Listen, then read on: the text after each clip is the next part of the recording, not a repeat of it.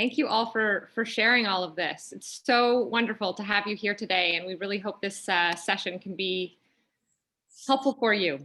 My name is Sarah Kennedy, and I work in the Education Department at MoMA as the Assistant Director for Learning Programs and Partnerships. And just to give you a brief description of myself, I'm a cisgendered woman. I have blonde hair. It's pulled back in a ponytail in my head, and I'm wearing a brightly colored striped sweater and small blue earrings today. As some of you know, MoMA has an ongoing partnership with CUNY, and we organize programs and events and offer free admission to the museum. We share resources and publications and more throughout this partnership. And this is one of several professional development programs we're hosting this spring for CUNY students. Today, we are joined by Neil Acharya, my colleague in Human Resources. He's the coordinator, and he will guide us through the process of designing a cover letter and resume as you prepare to look towards a career in the arts. At a time when the employment landscape is challenging in many ways, and it's also important for us to acknowledge MoMA's limitations and our capacity to support new hires at this time. Having said this, it's actually a really good time to go through the exercise of updating and making improvements to your resume and cover letter, and to reach out to your networks as you embark on the job search process. So we really hope this conversation today can shed a little bit of light on best practices for applying to jobs. We'll be focusing on helpful tips for those interested in museum admin jobs, specifically those who are interested in learning about and pursuing careers in arts education, arts administration, and other sort of areas of the visual arts. We, of course, all work in museum environment. Before we begin the program, I would like to take some time to acknowledge that I am located where I am today on unceded Canarsie, Lenape, and Nyack land, also known as Brooklyn, New York, due to Indigenous peoples' displacement and forced removal from this location. The Museum of Modern Art and CUNY campuses in all 5 boroughs are also located on the unceded Lenape land where Indigenous peoples lived and live due to their varying relationships to these histories and systems. We acknowledge that the work created within MoMA is always marked by our relationship to these histories. I ask you to join me in acknowledging the Lenape community, their elders, both past and present, as well as future generations. We also acknowledge that MoMA was founded upon exclusions and erasures of many Indigenous peoples, including those on whose lands the institution is located. Lastly, and most importantly, if you are a lineage bearer who is original to the land you're on right now, or who carries a familial history of forced displacement and laboring, we honor you in this space. I'd now like to share tips on participation and how we're going to share the space here together. Next slide, please. So if you're comfortable, you can rename yourself on Zoom to include your name and pronouns. You can see the grid view of participants here today by clicking on the top right-hand corner of your screen and selecting gallery view at any point in this conversation. You're welcome to use the raised hand function and type in the chat I guess, to share questions or request technical assistance. My colleague Hannah will be moderating the chat. Thank you, Hannah. And our AV colleagues, Sarah and Christopher, thank you for your support too.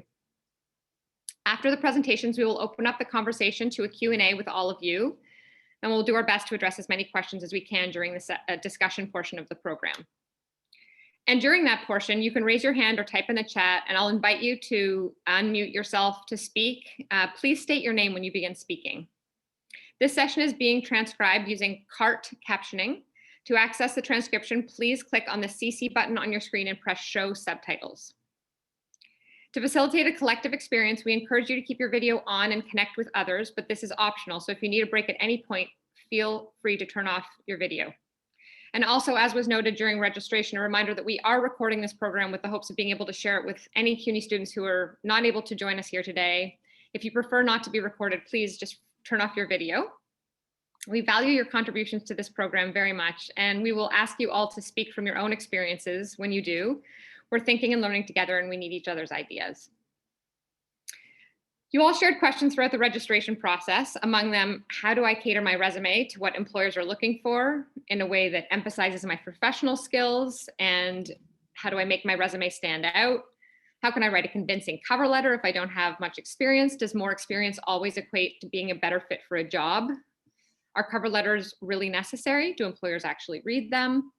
We hope this program will address these questions and more, and we will offer in this program today a brief discussion on current job environment. We'll talk through the purpose of resumes and cover letters, and we'll review effectively communicating your personal values through these tools. We'll learn from MoMA staff feedback about what they're looking for in cover letters and resumes. And we'll talk through the do's and don'ts of professional writing. And we'll plan a time at the end for a discussion and Q&A. Also, after the program, we will be following up with you to share some resources and other tips that we discussed today and links that might come up and get raised throughout this program. So don't worry if you miss something. We'll be doing our best to make sure that that gets to you. So stay tuned. And for now, I am really pleased to introduce my colleague, Neil, who will start us off with the presentation today. Welcome, Neil. Thank you so much, Sarah, and good morning, everybody. I'm so excited to be here. As Sarah stated, my name is Neil Acharya. I'm the Human Resources Coordinator at MoMA. A little background about myself. I've been in the human resources field for almost 8 years. Specifically, so far, I've been in human resources within cultural institutions. So I've been at MoMA for the past 6 years, and before that, I got my start at BAM, or Brooklyn Academy of Music. So my journey to HR was not certainly planned. I got a bachelor's degree from Rutgers with a double major in music and psychology.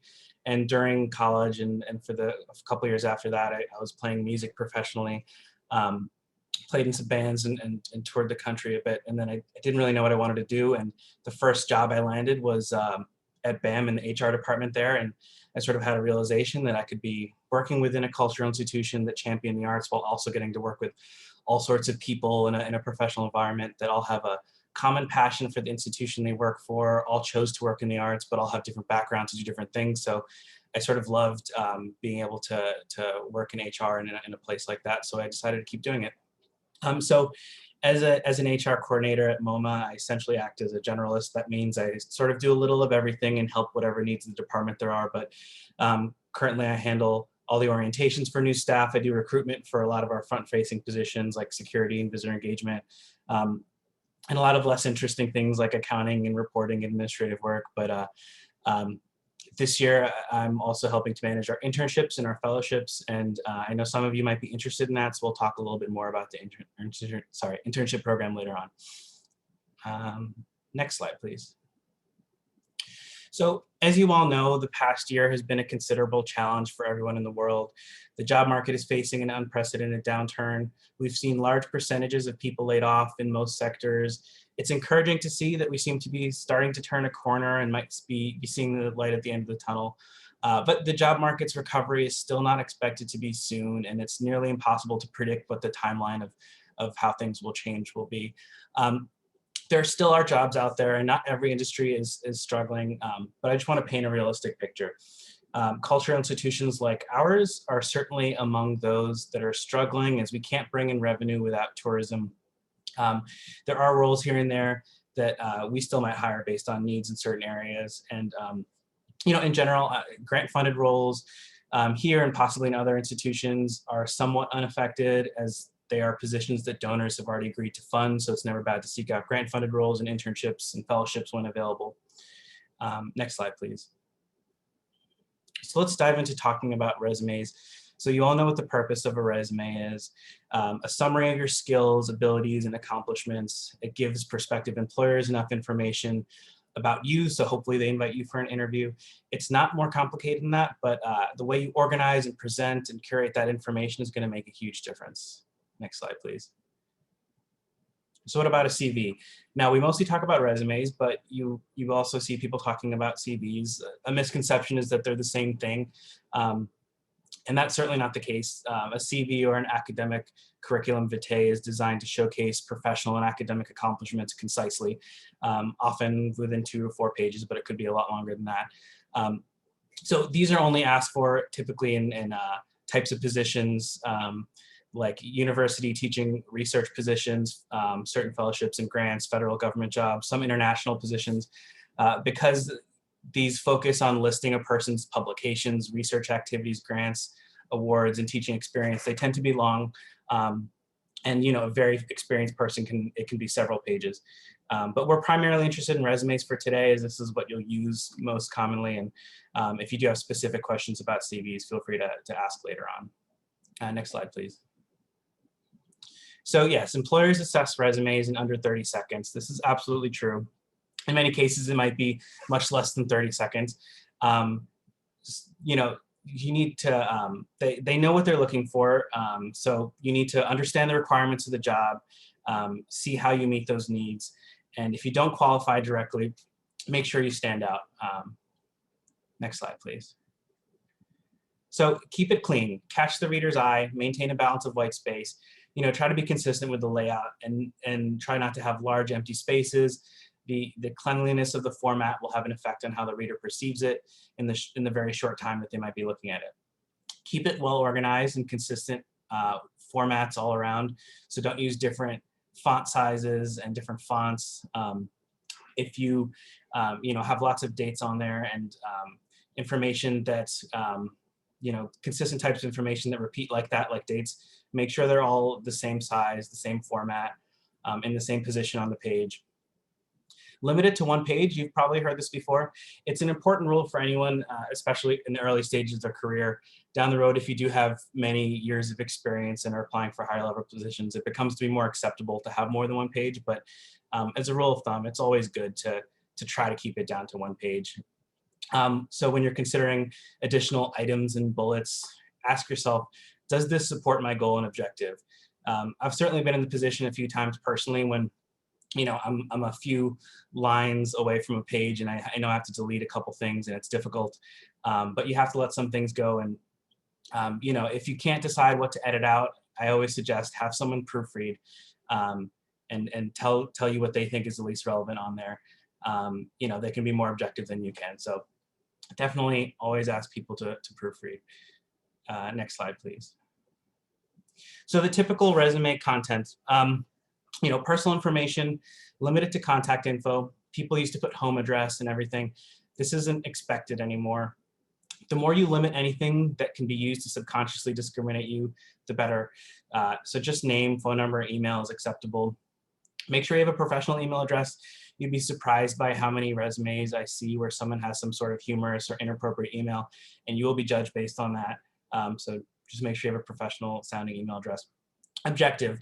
This is something that's less used, but it's definitely something that we see a lot, and it's optional. I recommend it, mostly if you're switching career paths or trying to enter a field that you don't have experience in. If that's the case, you can use this as an opportunity to explain that in a couple of sentences. A summary statement, another optional section, and it's where you can include, if you have a few years of experience in the area you're applying, you can talk about that in a few sentences. The career summary is not a statement of your ambitions or objectives. It's a brief statement summarizing your experience in your discipline, your years of experience in the area, noteworthy research findings, key achievements and publications.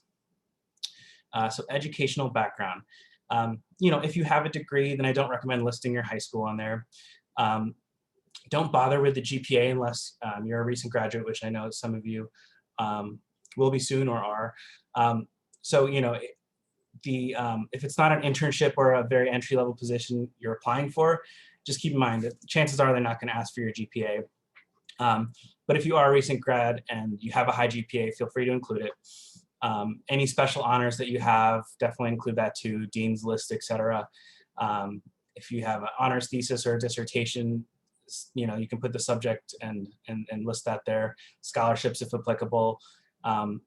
Relevant coursework as well. So relevant coursework is a nice thing to do if you have a degree that doesn't really match the field that you're applying into, but you did take some relevant classes and you just want to show that.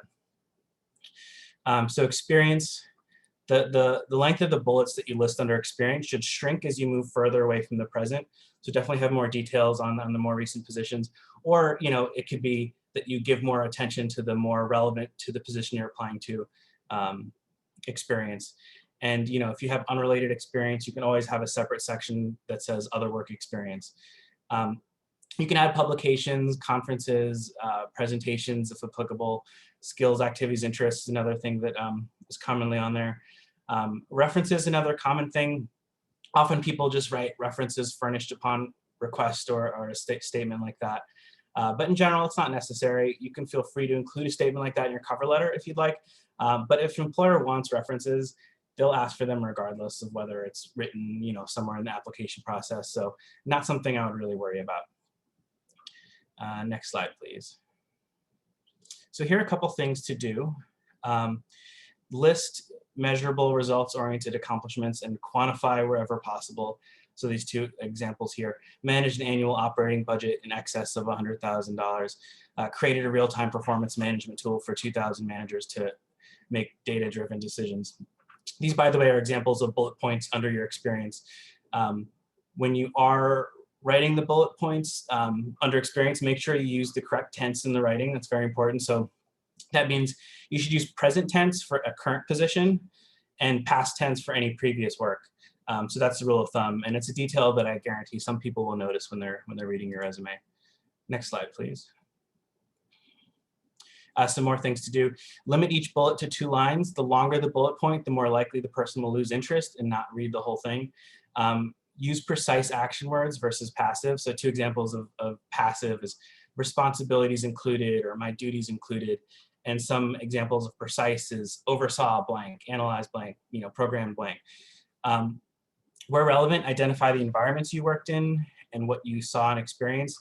Was it a fast-growing business? Was it a entrepreneurial startup environment or a artistic environment, etc. So this is helpful, especially if you work in a small or lesser-known company that the person reading the resume might not know what sort of environment that was. Make sure you send your resume in a PDF format.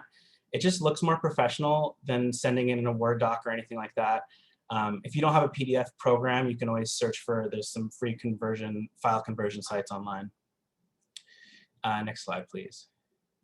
So things not to do. Using cliches like team player, company-specific jargon or acronyms that people might not understand. Using 2 font types or font sizes, I mentioned that. Using flashy graphics or prints that are difficult to read. Now, sometimes, especially with graphic design jobs and marketing roles, I do see people using the resume as an opportunity to show their skills and aesthetics, and that's totally fine. I'm just talking about when it's distracting or it makes it difficult to read or it's poorly done. And do not exaggerate your experience or modify titles. Be honest. If anyone detects that you might be exaggerating, it certainly will hurt their opinion of you. Next slide, please. More things not to include. Don't use unnecessarily complicated language. So here's a sort of dramatic example. Instead of utilize innovative social media technique to boost readership and engagement among core demographic, that person could say something like, posted on Twitter 3 times a day and brought the follower count from 1,000 to 3,000. Don't use generic interests such as traveling, reading, sports. Be specific. Everybody likes those things. And don't use obvious skills like internet or Microsoft Word. I have really seen internet before as a skill. Next slide, please. So we're going to review an example resume and have you take a look and just give your suggestions based on what I just talked about and what you would suggest to have this person improve their resume. I think next slide, please. I think we have it here. We also shared it with you, so if it's hard to read, we kind of zoomed in on it a little bit here.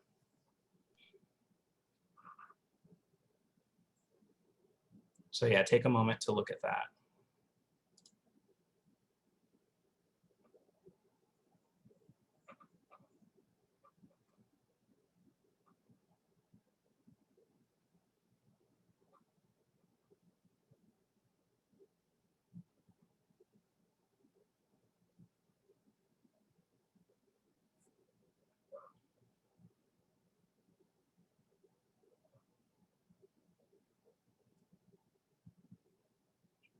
Yeah, I see a lot of great comments already. Yeah, so inconsistent fonts, a few people mentioned, it's definitely true. There's an address on there, but no other contact info. So you don't need an address on there, but certainly it would be helpful to have, especially an email address, a phone number on there. Someone said the word eclectic, threw me off right away. That's true. Yeah, that objective is a little, it's a little disorganized and not,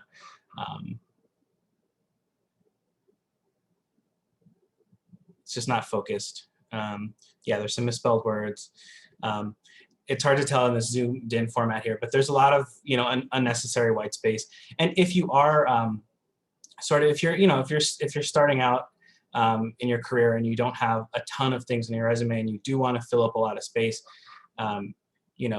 there's ways to do it. Obviously, you don't have to sort of stretch it out just to try to fill the space. I think people understand when they're looking at a resume if you don't have that much experience.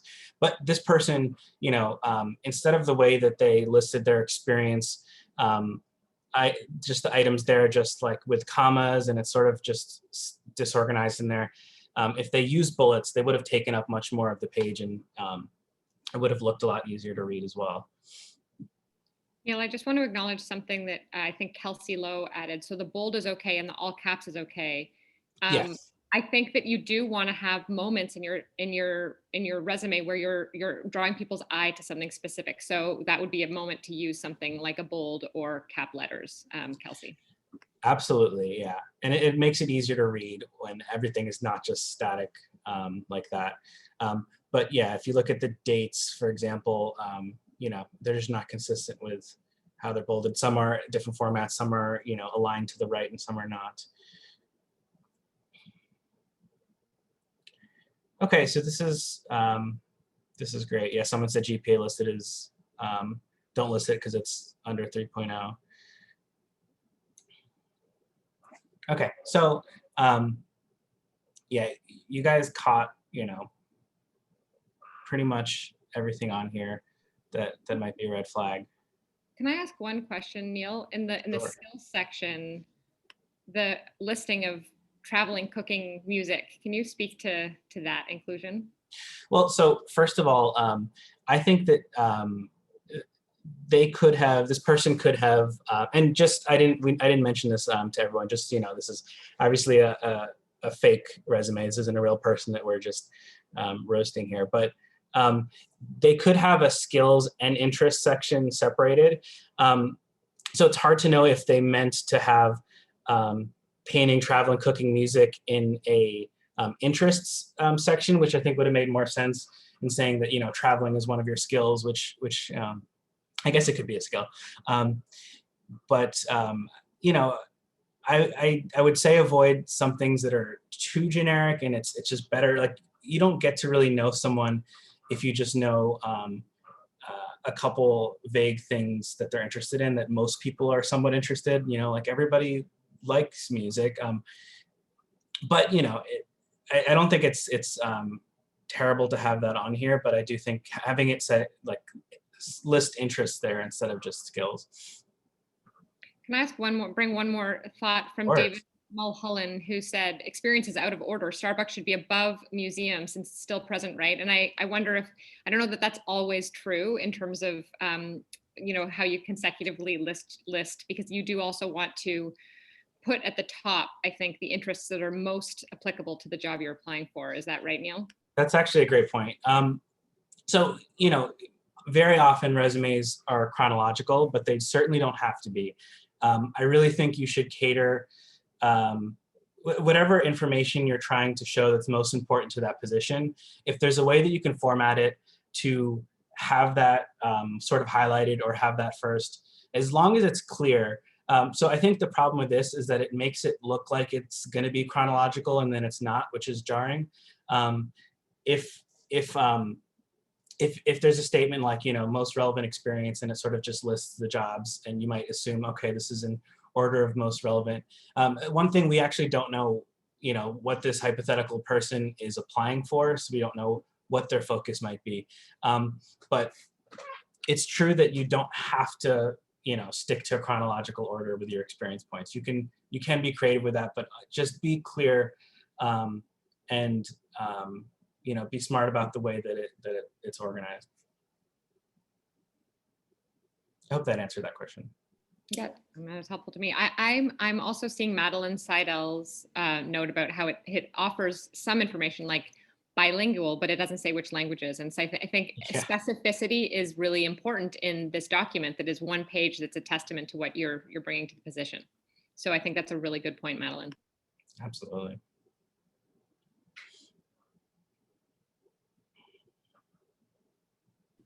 I see someone's raised their hand. One moment here. Let's take your comment. I'm going to invite you to unmute yourself, Ioana. I hope I've said your name correctly. Yeah, you said it perfectly. Thank you.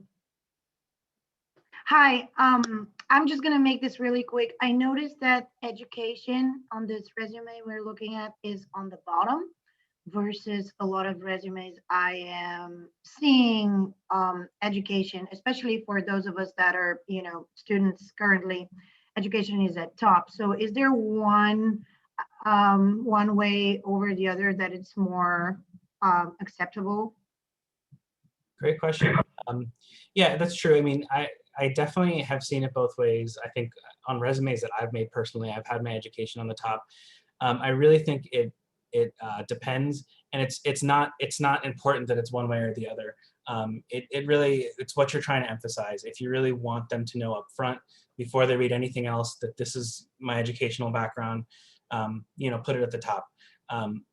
If you want to emphasize your experience, just, you can have it at the bottom. As long as it's there, there isn't a right or wrong format. The order of things on the resume is less important than the way it's presented and the content.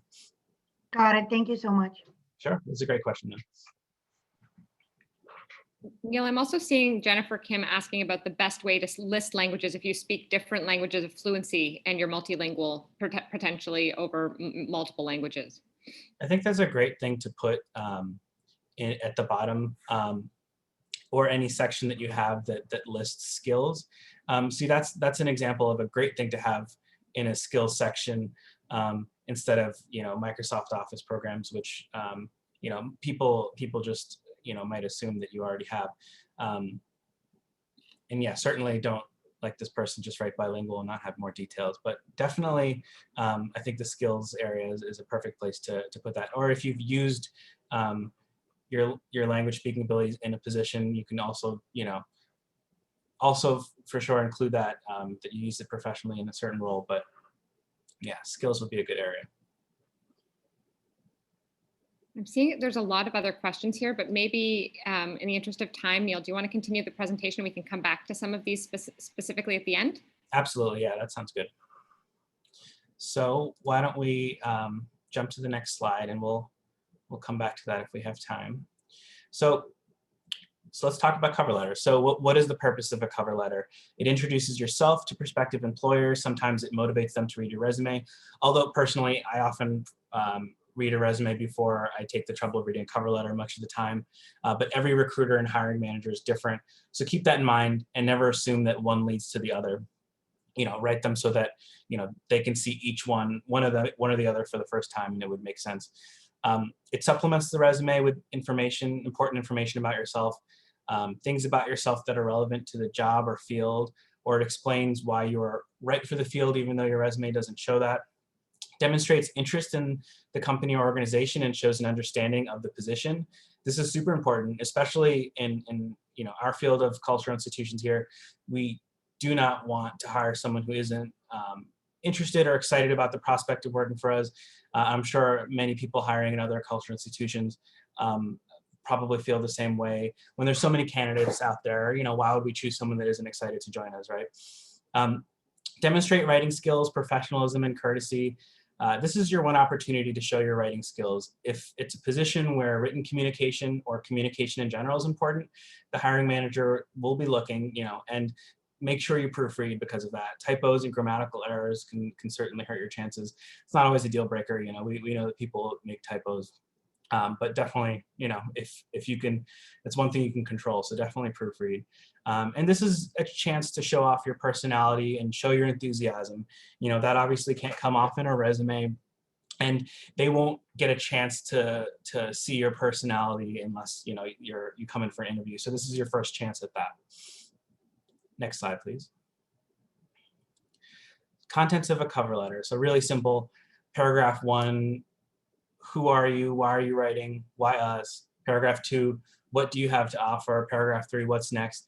Now let me point out that this is just a suggested guide to formatting it. There's no accepted standard. You can certainly knock it out of the park with something that's outside the box. But when in doubt, you can keep it simple like this. So this is just a little guide if you want to know the easiest way to just convey what you need to convey in a cover letter.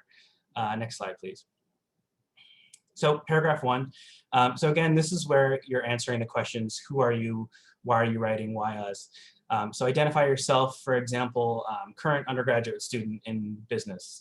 Express the reason you've chosen that employer, specify the job title, indicate you understand the job requirements, demonstrate you're a good match for the position.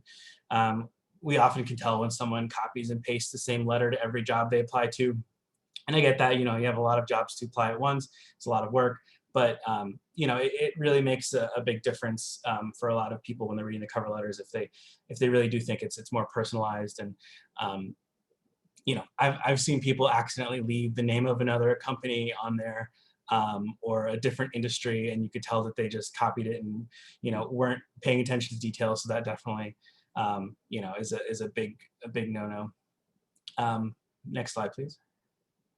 So paragraph 2, this paragraph could begin with a topic sentence indicating the skills and interests that you have that are going to be useful to the employer. Then you can use the remainder of the paragraph to demonstrate these skills and interests using specific concrete examples from your experience and education. You can use 2 paragraphs if you have 2 distinct themes that you'd like to present for this section, for sure. Next slide, please. So paragraph 3, so here you should reiterate your interests. And if you'd like, you can transition to asking for an interview or how best to reach you, but you don't have to. You can also include a line about references here if you'd like, but again, that's optional. But here's an example of what a conclusion paragraph could be. In my academic and professional experience, I've exemplified strong organizational and collaborative skills, as well as consistent dedication to art and cultural institutions. I have long admired the history and vision of blank institution, and I would embrace the opportunity to participate in this unique fellowship. So that's just an example. Next slide, please. So things to do in a cover letter. Emphasize what you can contribute. Show you know the organization. Here's an example. While attending your company's information session at my university, I was impressed by the company's commitment to diversity and recent focus on international sustainability issues. So specificity goes a long way. And that's if you have experiences like that, of course. Don't make something up. Clarify anything that might be confusing. For example, gaps in work.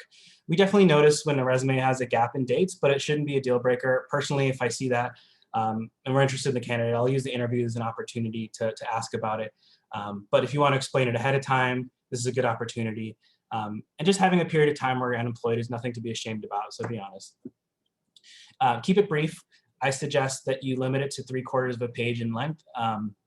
Your letter will be read by someone with limited time, so it needs to be designed for clarity and impact.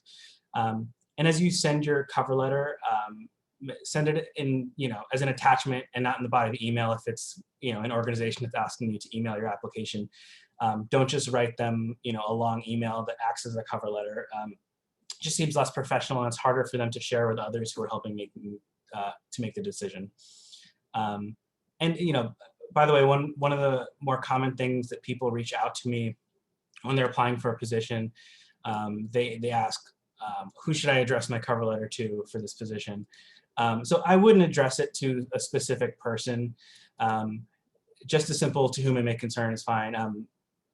Typical applications are reviewed by many people, and it can feel dismissive if only one person is addressed on the cover letter. Next slide.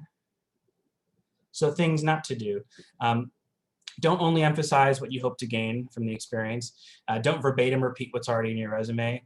Don't use trite phrases like "seeking challenging position" or "obtain meaningful work with people."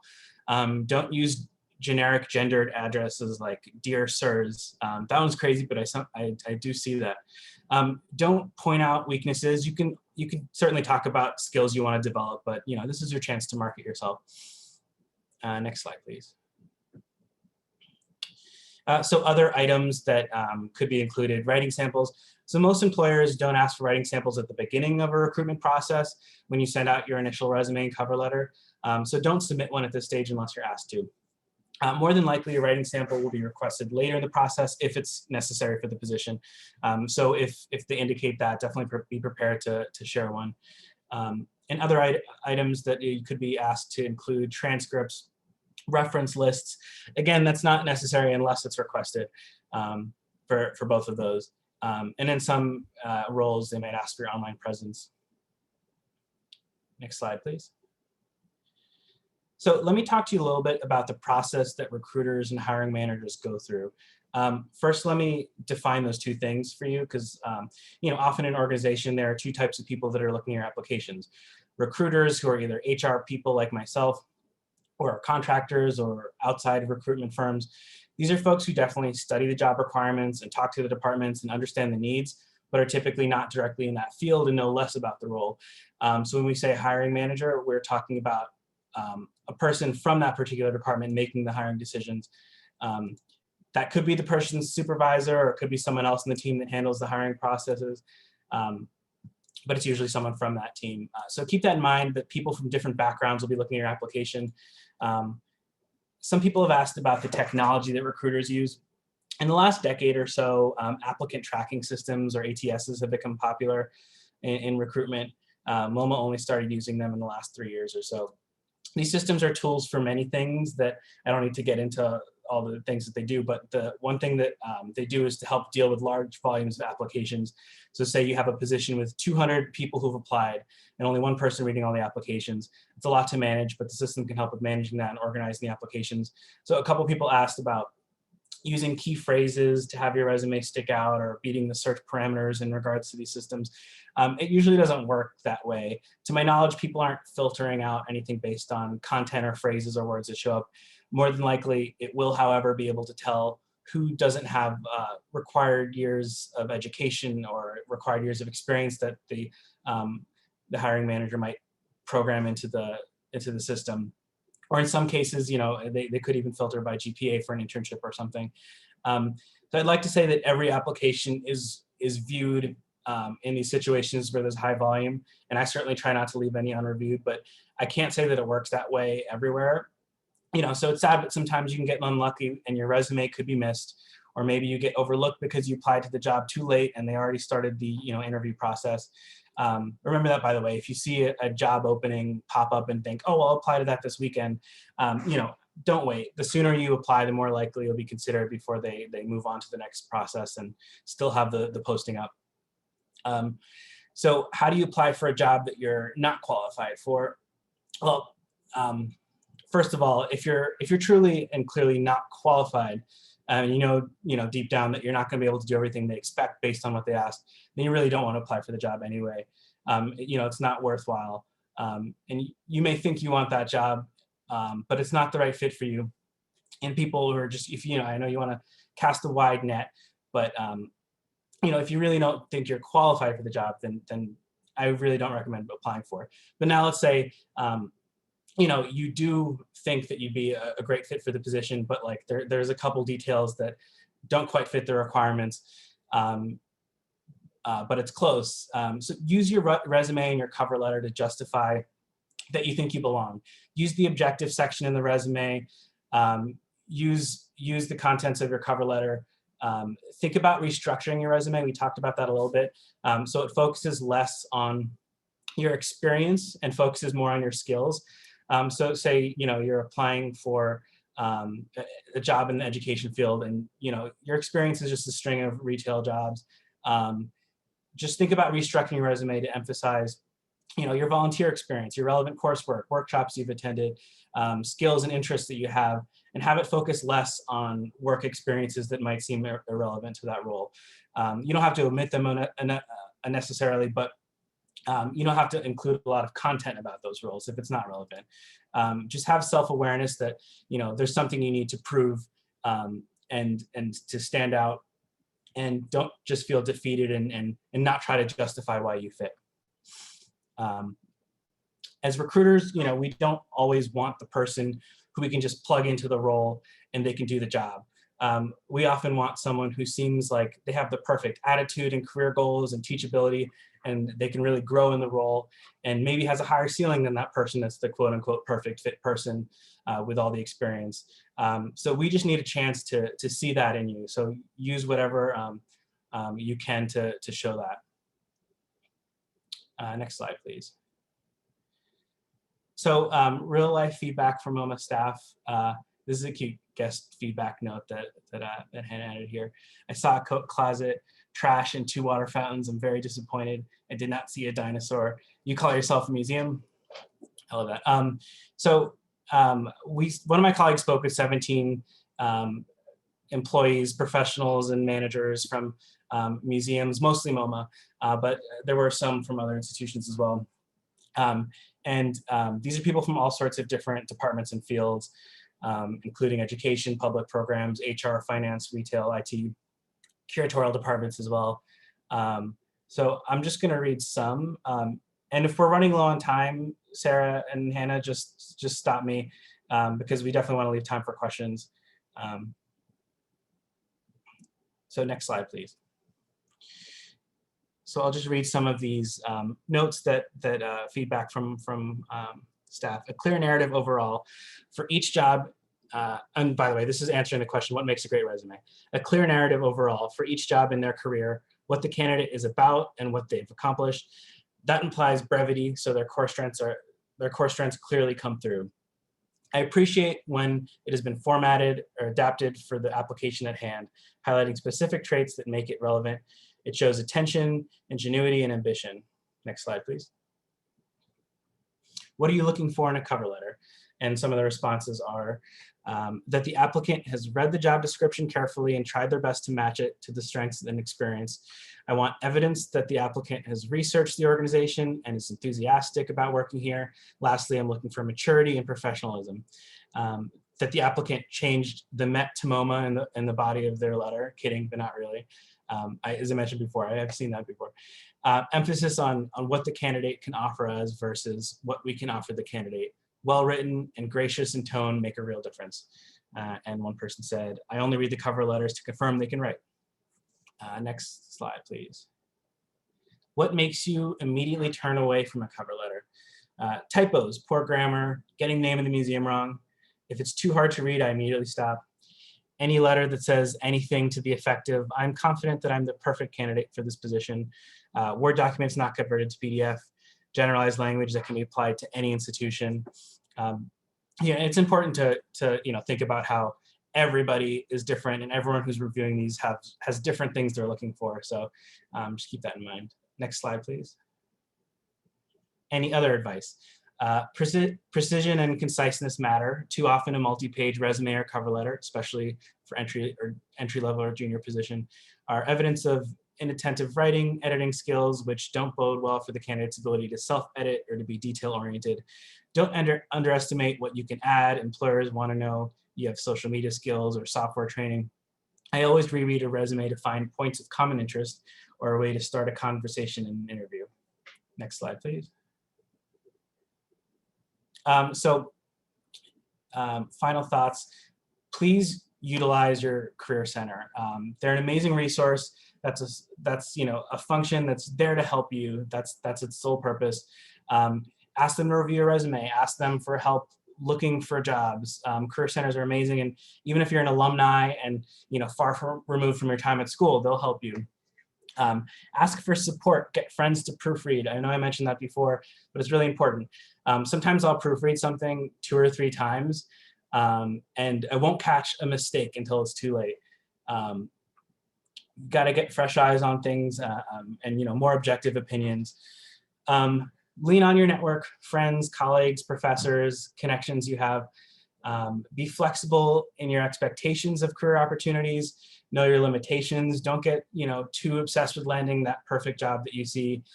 If you don't get something, it's not necessarily because you weren't good enough.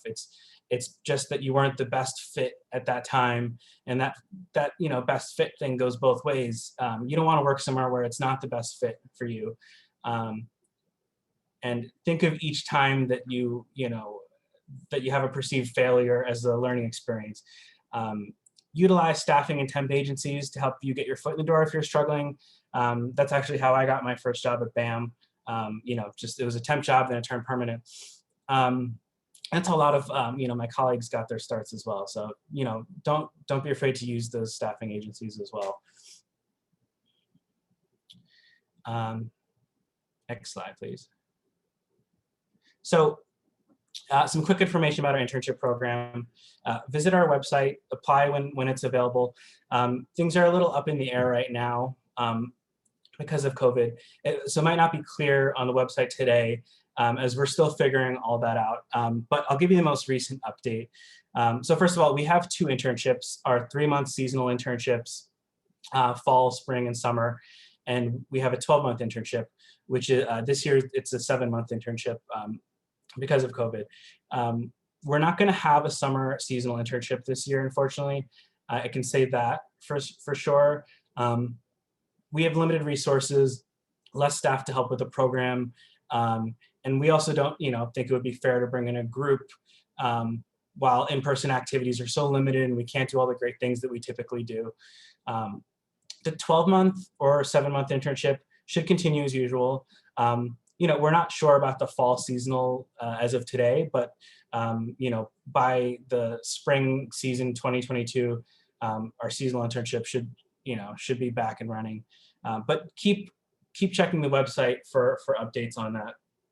Because as I said, we're still figuring out how the fall of this year is gonna turn out. But we have an amazing program where you really get to learn all about how the museum runs while getting to also focus on the one department that you're placed in. But you get to hear and meet from people from all over the museum. So definitely apply when opportunities come up if you're interested. And in general, positions do open up at the MoMA. So just always be looking at our website. Next slide, please. Okay, so questions. Thank you for that presentation, Neil. It was great. Of course. I have been taking some of the questions from the chat, and I thought maybe we might want to start with some of them just because we touched on some of this, but maybe there's a little bit more specificity we can offer. Kaylor Cookhorn asked, is 2 pages really a hard no when you have 10 or 10 plus years of relevant experience? Maybe you could speak to sort of the length of these documents when someone's coming in from a different stage in their career. So definitely not a hard no, especially if you have 10 or more years of experience. I really do think that is acceptable. I just want to emphasize that the 1-page thing is really only for people who don't have tons of experience to talk about, and when there might be information that is just not necessary to convey that you are right for the job. So it feels like they can edit it down and it could have been 1 page, then people might be a little turned off by a 2-page resume. But if it's clear that you have lots of experience, especially in various different industries, and it's relevant to show that, there's nothing wrong with a 2-page resume. Thanks, Neil. I have an email, a message a couple times here, different ways, but and a few different people have asked, what do we do if we don't feel that we're qualified for any job? What entry-level sort of non-teaching jobs are out there for English literature majors, and how do you put yourself forward at the entry level? Yeah, it's so difficult to get entry-level positions. In a lot of places, they say it's an entry-level position, and they end up, often looking for people with experience. From being on both sides of that, I know that it often is just easier to get someone who has experience in a role because you know what to expect. But I would just not be discouraged by that. There's like I said before about staffing agencies, that's actually after college and after I started to decide to get a steady job, I was struggling a little bit to find something, and a temp agency helped me just find a little role that was supposed to be 2 weeks, then it turned into a few months, and then it turned into 2 years. And it's also a good way to know maybe what fields you're interested in if you could try a few different things, because it's really hard to know. They try to put people in boxes so early on with like, this is exactly what I want to do, but it's really hard to know that sometimes. So that's also a good way to try different things. But in terms of what sorts of jobs are available in that field, I don't really know if I can answer that with much confidence. I'm not sure. I don't know if you know, Sarah. No, I'm just thinking about, one of the things that there are so many different skills that you might bring to a role. I'm trying to understand. I think, Michelle, this is your question. If you're thinking about a non-teaching job for an English literature major, if you don't want to teach, I think one of the things that you might consider doing, and I can invite my colleague Hannah if she has insights too, is thinking about ways that you might find an opportunity that is maybe a short-term something where you're applying your skills in creative ways that are maybe not the suggested traditional ways. I have found in my experience personally that trying different internships, which again were easier to do while I was within the construct of being at in my undergrad program or my graduate program, I felt that it was an opportunity to try on different experiences within different organizations, doing different things, wearing different hats, and that was a way that I also had English in my undergrad, did English in my undergrad, and found that actually the skills in terms of analysis and thinking about how language might be used ended up really helping me as I moved into an art job. My visual literacy, so to speak, was something that was very, very nicely complemented with English. And so I think I would suggest you try to find opportunities for you to really kind of figure out what the skills are that you've gotten from that English literature degree, and apply them in ways that are, staying aligned with things that you're interested in, but maybe not necessarily sort of the traditional route that you might have, imagined going into this degree that you might come out with in terms of a career. Mm-hmm. Yeah, sometimes you have to zigzag around a little bit to sort of land in the exact career that you want. Yeah, they can be circuitous sometimes. Yeah. I have one question that I think has come up for a couple of people have mentioned is what exactly should be in the email body of the email you send when you attach your PDF and cover letter and resume. And from my experience, I think they can be very short, pleasant, courteous emails that just say you're expressing your interest in applying to this opportunity, and that you're including the documents that you're including, and you can be specific about what those are, and that you appreciate the consideration and you're looking forward to hearing back from them, and sign your name and leave your contact information at the bottom. That's what would be helpful to me. The other thing that I want to mention is I really feel that it's always helpful when you're applying to list the position and your name in the subject line of the email. And I just wanted to mention that because I think it's a simple thing to do, but it helps the employer, and they see your name right away, and it's connected with what they're reviewing in terms of what you share in documents. Neil, I don't know if you have something to add to that. I couldn't agree more with both those points about the subject line, and also just keep the message brief. Don't use that as your cover letter. Just pleasant and brief. That's the way to go. I'm seeing some hands up, but I also just want to make sure that we get to some of the ones that came up earlier in the chat. There's been a couple questions about writing samples and what's the best way to share writing samples. And I know, Hannah, you shared your response of recent writings that you've done for college courses. I think sometimes I have also adapted something that I've written in the past to update it and shared that. You could write something completely new depending on what the job is. But I don't know, Neil, if you have any experience with writing samples coming through the HR office. I don't have a ton. I've definitely reviewed some samples, but it's usually in the HR side of things. It's often, we don't know exactly what the department is looking for. If it's a grant writing position, for example, we wouldn't know the best way, but the hiring manager might. So I don't have much to say about that, honestly. Thanks. I also, there's a question here about how, I want to acknowledge the difference in this process for individuals who are coming out of the undergrad degree versus individuals who are coming at the sort of job process from a graduate degree or other degrees, that they are different experiences. You have, not in all cases, but in many cases, had less work experience coming from undergrad. And, this question from Ariana Stoll, what would you suggest writing in the objective section of the resume that does not sound generic for an undergrad student? My advice to you would be really to look carefully at what the job is that you're interested in applying to, and finding a way that your own interest and what you bring potentially to that position can be how you can articulate the best way that you individually, specifically with regard to what that position is, bring something. And it doesn't have to be all parts of what the job description is asking for, but it can be one component or several components that you identify that that you bring to the table. and being very clear about that and succinct about that, I think will stand out to an employer. I absolutely agree with that. Yeah.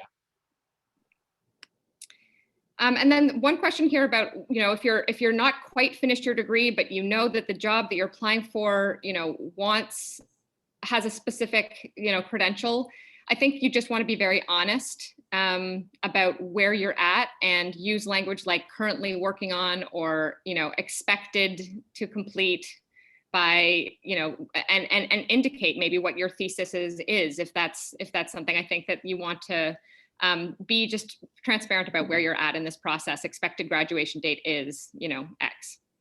Mhm. Okay, I'm going to, one of the things that I think came up a little bit from some of you is like, are cover letters really necessary? Do employers really read them? I don't know, Neil, if you could speak to that, because from my perspective, they're critical. I find they're really an important way to get, as a first impression, get to know the candidate. But I wonder if you can speak to sort of the importance of the cover letter. I certainly agree that they're very important. We'll never have, at least from people that I've worked with, we're not going to bring someone in for an interview without reading the cover letter. We're not going to just look at a resume. It really makes it's really a big part of the decision-making process. The resume for some people might be the first tool of screening, but and certainly maybe some recruiters care less about cover letters. But just because you're hearing two people here that say it's very important to them, you should always just treat it as assuming that it's important to any prospective employer. So I do think it's critical. Thank you. And I mean, one of the things that has come up in several of the questions that you've all raised, and I think this really does speak also to the undergrad, and thinking about applying for jobs from the undergraduate position versus someone who's applying with a little bit more work experience or graduate degree. I think one of the key things that you can think about and build into the documents, and Neil, maybe you have more to add to this, is transferability. And there's also someone else who said, you have 12 plus years of experience, but some of it's in the gig economy, and there isn't necessarily, a clear path between some of your experiences. And I think it's important in that's where the work is on you to sort of figure out what experiences you do have that speak to some of the qualities that the employer is looking for in a job, and finding ways, even if they're, unusual ways that you might bring these transferable skills, to find ways to talk about them, and maybe allude to them in a succinct way within the cover letter, but then find yourself in an interview process where you can really speak to an example where you have brought that skill and how it played out and how, it worked for you. It brought you something that maybe you wouldn't have had if you had just been, in a classroom or in a specific job. And I think that increasingly, I would say, and from my position in terms of where I'm hiring and in my work, I feel, we're looking for people who have unusual experiences, who can complement, what I work in education. So people who have people experiences. That could be that you, worked in a restaurant setting. That could be that you helped organize an event. So I feel like the work on the candidate who's applying is really to sort of find those synergies and try to articulate them clearly so that the employer can see those examples too. Yeah, absolutely. I mean, really try to find your narrative, your story of how you are, on paper maybe you might not look like you're the right fit for the job, but you have these skills, you have a trajectory that you're going in, and just use that story that you sort of create in your head and use that in every stage, the cover letter, the resume, certainly the interview. Like, know how to talk about how this makes sense to you, and justify it. And if you have that, if you have like a compelling reason for that sort of transition, then it'll come across to the hiring manager if you're able to convey it in every way that you communicate with them.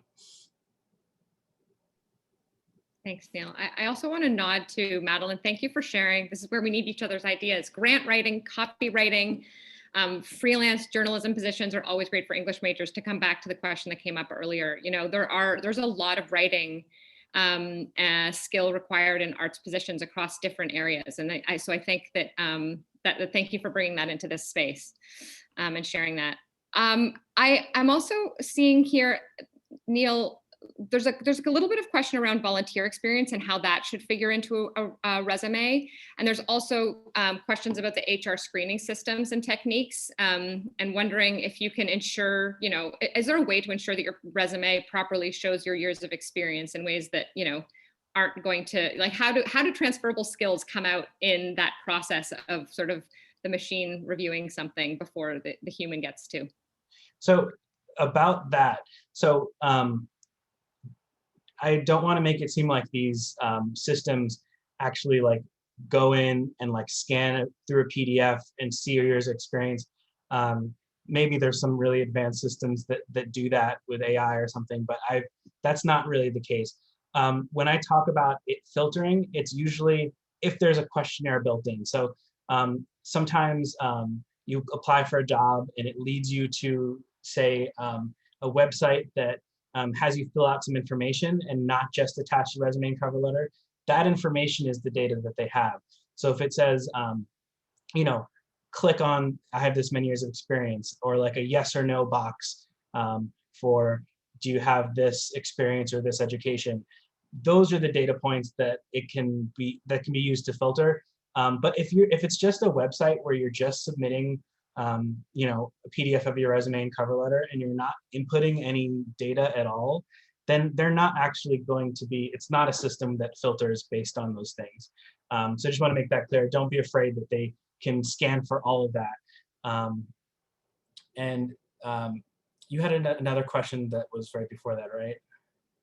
Sorry, it was about volunteer experience. I should. Oh, yes. So I think it's great to have volunteer experience on there, but just like any other experience, assess whether one, is it relevant to showing that you're a right fit for the job, or also is it relevant to just showing who you are? So if you want to convey like, this is important to me, then certainly include the volunteer experience. From the perspective of someone who's hiring you, just because you're not getting paid to do something and you're putting a lot of time and energy into it doesn't make it any different from other experience, if you know what I mean. So treat volunteer experience, especially if it's something significant and relevant to you or relevant to the field, definitely treat that as an important thing on your resume. Thanks, Neil. I realized we had 2 raised hands. I'm not sure, Yamila, if you still would like to ask your question. You are most welcome to, but Yes. Go for it. Go for it. Welcome. Hi, everybody. It's great to be here. It's just because I'm not an art major, right? But I teach art for kids in the community, in a community program. And I really find this opportunity very interesting. And I know that maybe other people here is also no art major, but are very interested in this kind of opportunity. Do we have a real chance to be part of this? Because I know that a lot of people who are applying to this are graphic designs, have art major background and all of that stuff. But basically, we love art, we do art, but we don't have that kind of background. Do we have chance to be part of these real chances that we apply, we will consider it? Are you asking specifically about a job specifically, or about the internship experience, Yamila? The internship experience. I think absolutely you have an opportunity. I think it is definitely a competitive internship process. There's in any given year, anywhere between 10 and 15 positions, depending on, what that year looks like, or that's how it's been in the most recent past. But I think we are very much looking for people with different experiences. And if you're, I work in the education department, if you're interested in education and you bring education experiences, you're saying that you teach art, it sounds like, and at this moment, that would be a very valuable experience for us in looking at resumes from candidates for the education position. And we also understand that it is an entry-level position. It's a learning opportunity to, be embedded in the department for a year and really kind of understand how we work and learn from each other. Your valuable skills, add to our work within that time. So I would say absolutely. And it would really be about, in terms of strengthening your application, I would recommend really thinking about the specifics that are in the job description and finding opportunities from your own work experience where you can articulate, what you bring to each of the areas that are part of, there's an element of teaching that's involved in the education specific internships, but there's also quite a bit of administration. So being able to speak to those different elements of what the job is asking for. I hope that Thank helps. you. Thank you so much. I appreciate it. I see a question here about the follow-up, about how do you recommend following up in terms of, putting in an application after you've applied. I think that's a really, really good question. And it was actually something that I wanted to say, and Neil, I'll let you also answer this, but I think it's really important to find an opportunity to communicate clearly to anybody who might be a reference that you're putting on your application, so that they have a heads up that they might be contacted. Reaching out to your network, to ask for help in the process is helpful, but also this idea of follow up, not only to the employer whom you've applied, for a job with, but also to anybody who's helped you in the process. I think keeping that network informed of where you're at in the job application process is very valuable, and it also strengthens your network over time to keep them, thanks for helping or being a reference for me in this job. I got this job and this is where I'm at. And then a year later, maybe you change jobs and you keep that network going through those communications and through, your appreciation and courtesy of people's time and effort in that process. And I think, speaking from a person who's had to rely on a network to get, various jobs over the years, I've tried to do that. And I think it's something that I value a lot with the people who are part of my own network or who use me as someone who they like to, get references from. So I just wanted to mention that. In terms of reaching out to the employer, Neil, maybe you can speak about sort of the follow-up to figure out what your status is. Sure. I mean, there's never anything wrong with following up. We're certainly not going to be,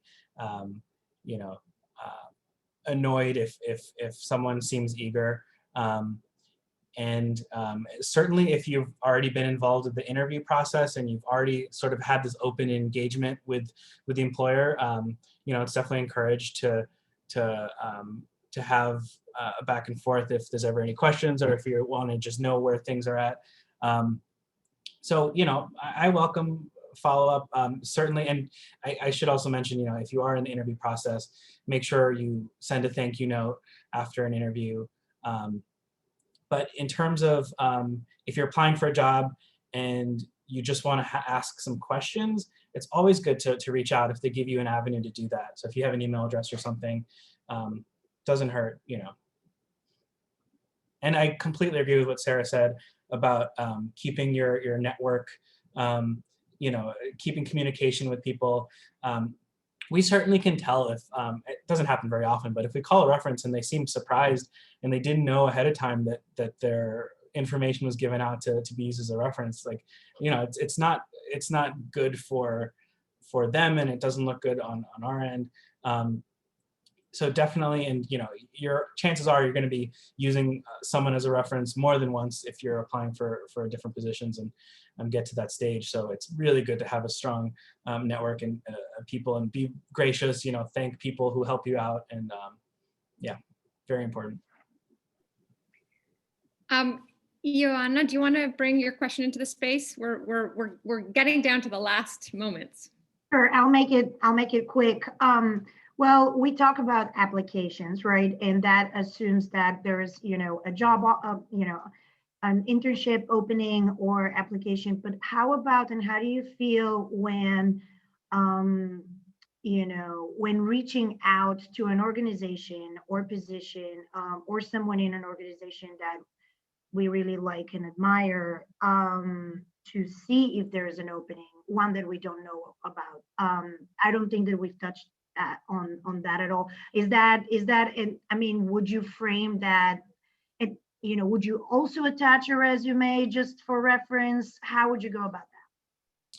So it definitely doesn't hurt to just sort of reach out cold like that, but it also, from just to give you an idea of our perspective, when we are looking for someone for a position, there's a whole process that, we first have to decide with all these approvals and with finance getting involved that we have this open position, and then, then we decide to post it. So when people just sort of reach out and there isn't an open job at the time, we do have folders that we keep all of those correspondence with. But if we don't have anything at the moment, it might not get reviewed again. It's always good to just keep checking. If you're really interested in working somewhere, just keep checking their website, keep checking for an open job.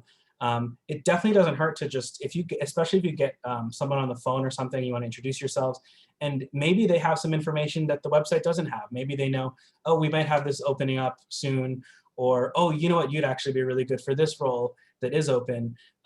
So if you can talk to someone from the organization that you are interested in, I think that's the best way, rather than just mailing something in or emailing something, and someone might be really busy and they might not have time to just address that specifically when there's no open position. Got it. Thank you. And just briefly, one more thing. Since that's a CUNY MoMA, if you're a student, I guess both undergrad and grad, I am myself a graduate student, would you frame a resume from the perspective of a student or from the perspective of a professional, in case you do have some professional experience? Well, I do think that you should always cater your resume and your cover letters for the specific role. So I would adjust it depending on what role you're applying for. I'm thinking about for an internship when there is a professional experience involved. Previous professional experience. My feeling would be that you bring professional experience into it. I mean, with the acknowledgement that an internship is intended to have a learning component, and that you're open to that too. That the reason for you to be pivoting to this internship opportunity at this time, be specific about that and why it's of interest to you, in the context of having had this other career or other, work experience, and potentially how those connect and how you're building something from that experience, hopefully. Perfect. Thank you. And that looks great. I mean, for someone who sees both sides of things, they know that you'll be, already coming in with some experience. So yeah. Definitely. I realize we're at time. I just want to acknowledge also, within the same context of what we just shared, and I'm not sure who this is, but it says iPhone, that I don't think it's unfavorable to, have moved around in terms of jobs and tried things outside of sectors. I think as long as you can speak to the reasoning behind that and hopefully find transferable moments where you're bringing something from those different experiences together to, serve this next stage that you're looking to move to, it can only be hopefully helpful to you. It's about picking and choosing what you share. For sure. Thanks everybody for all of these amazing questions. I hope we have tried our best to get to all of them. And if we haven't, Hannah has articulated in the chat, we're going to be following up with follow-up emails, links, job board suggestions, as well as some of the things that you've all shared here. So stay tuned. This has been recorded, as you know, and so we'll be also sharing this conversation with you to review and with other students who weren't able to be with us today.